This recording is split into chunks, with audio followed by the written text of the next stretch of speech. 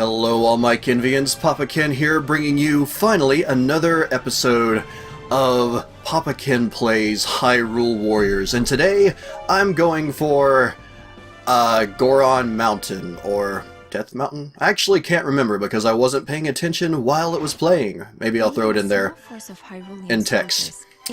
But one of the newly opened portals.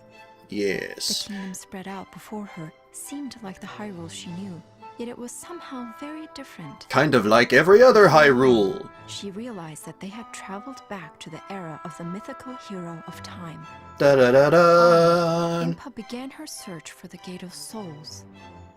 She sensed an evil presence on Death Mountain. Death Mountain, and that's set out it. for the ominous peak. The ominous peak. Came the mysterious Sheik. Yes, so mysterious. Okay, I'm gonna address something here while this is playing. And it's just something that has always bothered me about this story, about this game. And it's the only thing really about this game that really bothers me. Could have accompanied either Link or Lana. Why did you choose to follow me? All said through Oi. I can't figure out, how much do you really know of the Sheikah tribe? Who is your tribe's leader? Correct, and yet there is no one named Sheik in my tribe.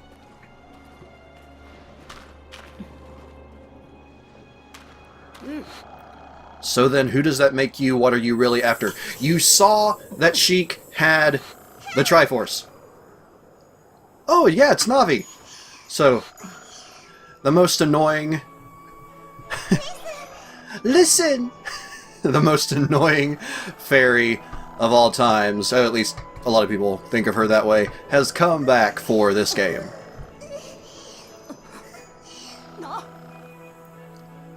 Okay, and that's another thing. The fairy says someone named Zelda. Now this is very clearly another Hyrule. So, if this is during the era of the Hero of Time, the fairy would know who Zelda is. That's something that continues to drive me crazy.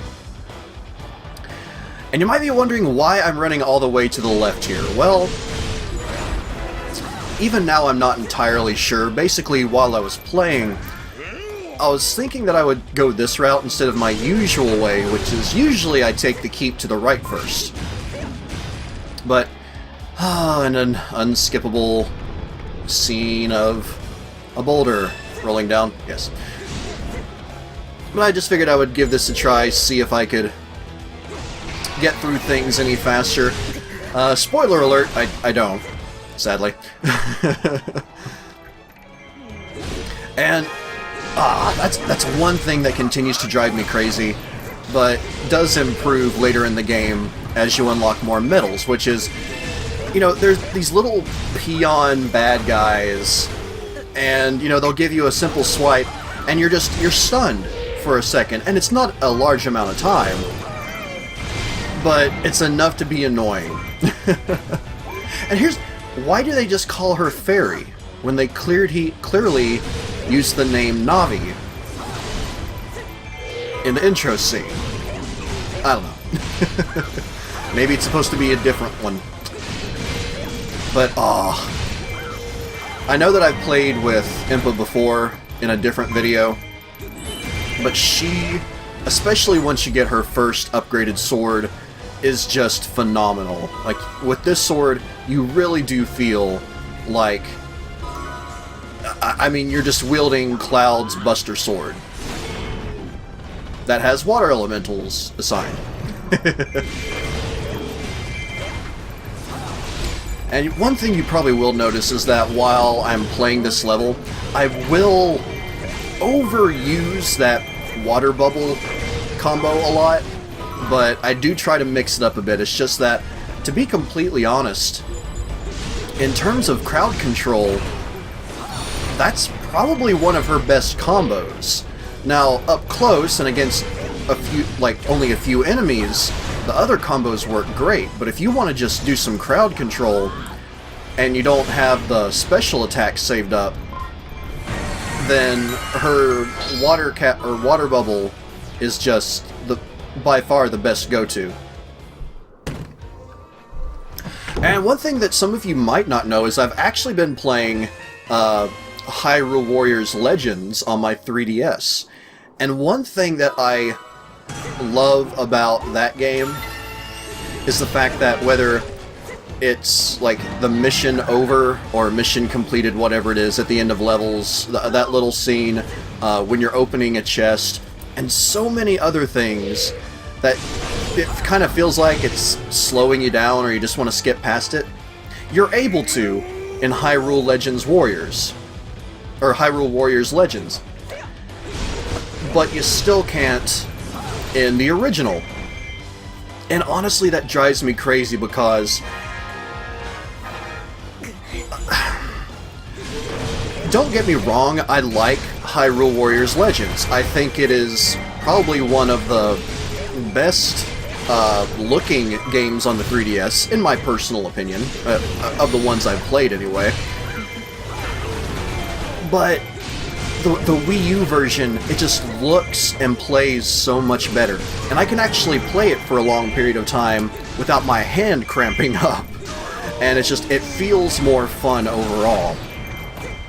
So the fact that they haven't taken some of these improvements from Hyrule Warriors Legends and patched them into the original Hyrule Warriors, it honestly drives me crazy.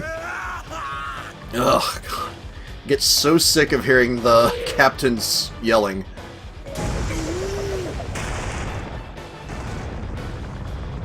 Yeah, and I think what I may do, unless the video is just run incredibly long, is like, I'm not going to skip the cutscenes for the most part, just so, you know, you as the viewer can get the full experience. Darunia!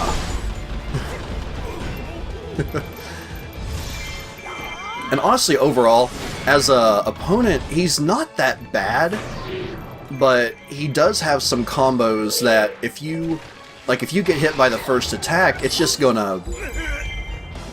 It's really gonna knock you off balance. It'll leave you staggering a bit and kind of struggling to dodge away, even with the dodge button.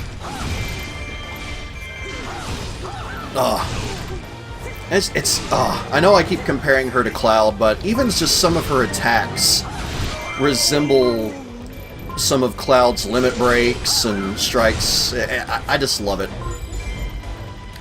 And even her final combo that you're able to unlock really, it gives me this feeling of the final limit break from Final Fantasy VII, which for some reason I can't remember. Is it called Clim Hazard? That doesn't sound right. I don't know. But, yeah. Oh. Maybe I should put a motion sickness warning at the beginning of these videos, because I do tend to run around a lot in circles while playing this. But it's just what I do. It's like I kind of circle around and run around enemies until I either find an opening or I get tired of running. And literally sometimes I just have the character run around for no reason other than to run around. There we go. Oh, that was one of the combos I was actually able to escape. Pretty sure at least one of these. Maybe not in this fight, but he catches me a few times. Oh, 2 levels? I forgot I gained 2 levels in this one stage. That's pretty sweet. Now, oh yeah, at the beginning of the video you might have noticed that it said that this level has been completed before. And, well, the reason why that is I actually played this level forgetting that I hadn't beaten it before with my sister-in-law, Corey. And we had a lot of fun playing the level, of course, but after it was over, I was like, oh, crap, I didn't record that. That would have been a lot of fun. Because we did 2-player, and although I can only record one screen at a time, it would be it just would have been a lot of fun. And one other thing is, I figured since, you know, I've already played a level that you all hadn't seen before, I would go ahead and kind of go back and gather up a few materials and take care of some of the gold Skulltulas I had passed up, so I apologize if you were wanting to see where those are located, but honestly, if you were wanting to find out where they're located, go to Game FAQs. It's a much more effective place to look, believe me. But the gold Skulltula in this level I actually can't get yet, because I need the hook shot in order to do so. And I don't get that until I play one of the upcoming levels.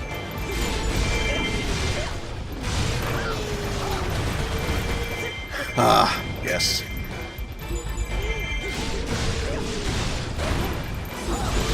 And I know I mentioned this in the last video, or maybe it was the video before, but yes, I do recognize that a lot of the gameplay elements of this can get repetitive, and they probably can get a bit boring in a way, but there's just something so cathartic about this game that while you're playing it, you know, if you allow yourself to really enjoy it,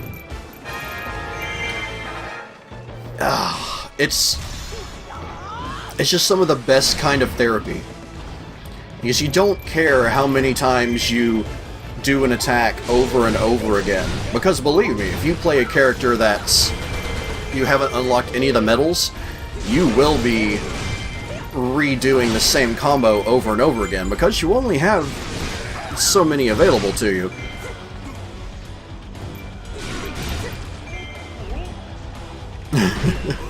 Oh, there we go. Yeah, see, I did manage to get away in time to actually get some combo attacks in. But sometimes with Darunia, he just gives you such a strong hit with that first hammer that it's hard to get away. Yes, I know, the gold Skulltula has fled. Oh, I forgot he actually knocked me out of the combo there. Actually, I forgot that Darunia was kind of wrecking me there for a minute.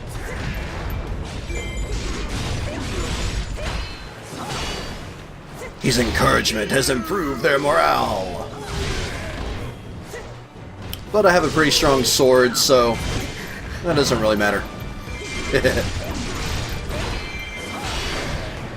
And you know, the one thing about this level that truly bothered me for a long time is the fact that, you know, they're Gorons. They're friggin' adorable. They've always been adorable. And even when you're fighting them, it's just like, you knock it down, they're just like, "Arr!" And I feel so bad that I'm actually hurting the little guys. But, you know, in the end, this is a game, and it's not on the same level as, I'm forgetting the name of the game, Undertale. It's not on the same level as Undertale as far as empathy toward the monsters you go up against. Especially because there is no peaceful path in this game. And crunch.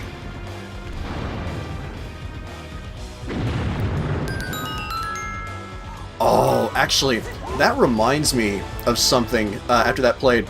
The last time I played this level, again, you know, just to gather up some materials, when that happens, when Sheik uses the boulders to break down Darunia's source of energy that he uses to keep refilling himself,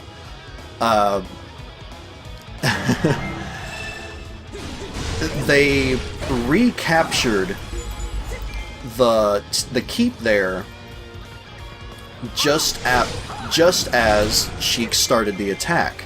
So because that happened, it glitched out in a way that where you saw it destroy that giant pot, the boulder just rolls through the pot. You still get these sound effects, but you don't get the actual destruction.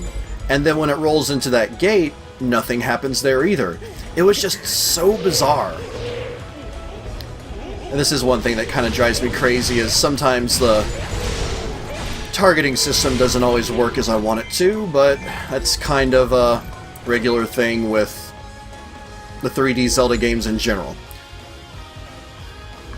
And it's really usually only an issue if you have a lot of targetable opponents on screen at one time. Yeah, so this is one little technique that I, well, not running into a wall, obviously, but one technique that I decided to do is to just immediately go after the bomb chew operators at this point in the level, because the advantage of doing that is, well, those particular bomb chews, in most levels, if a bomb chew gets into one of your keeps, you have 1 minute to destroy it before it explodes and causes damage or takes over the keep. However, in this level, as soon as the bomb chew reaches the keep, it explodes and, more often than not, takes the keep over. So what you can do, as you can very clearly see here, or as you can see through some of those past messages, is after you take out the bomb chew operators, it actually... that didn't look like the same combo, but anyway. The bomb chew actually turns around and does damage or take on other keeps, or takes over keeps that you didn't already have. So it's just... It makes things easier in the long run, especially if you're like me, and more often than not, you prefer to try and take over as many of the keeps before the level ends as possible. More so because it gets you more KOs and, well, other things.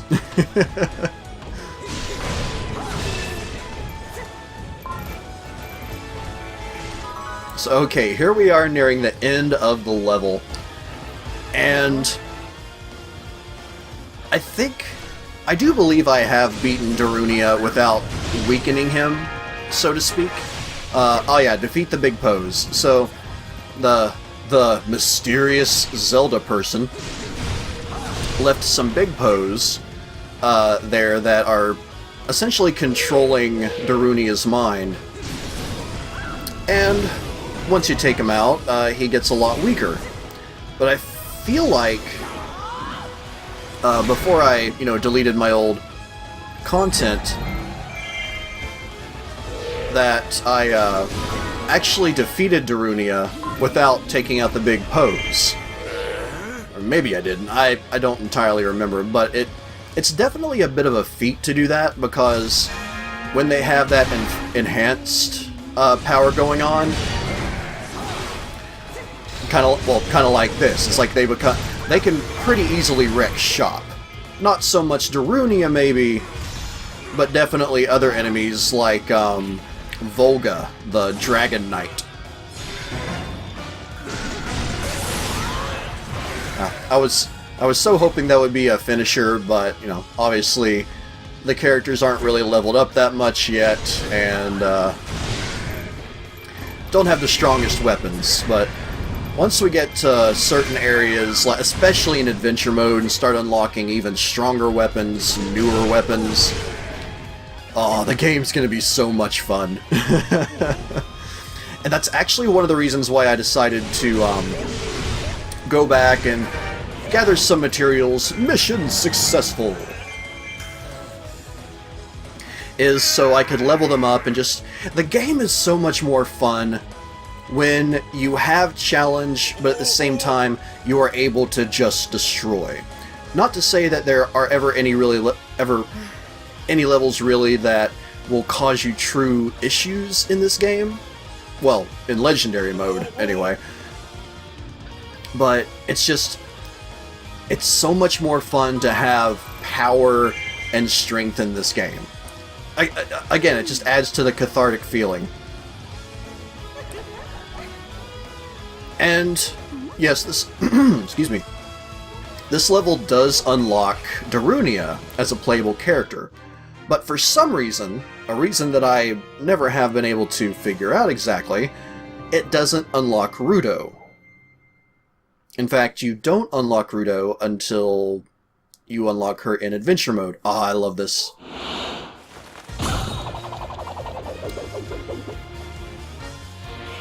Shing! Oh god, I love Impa. She is just so friggin' awesome. Design-wise, fighting-wise, just absolutely love her. Alright, but, well, we are at the end of the video now. Everyone, I hope you enjoyed this video of me playing Hyrule Warriors. There will be more coming in the near future, and especially to fill in holes where I don't exactly have time to record a lot. But next time we will be tackling... I actually don't know which one we'll be tackling yet, but we'll figure it out next time. Anyway, later!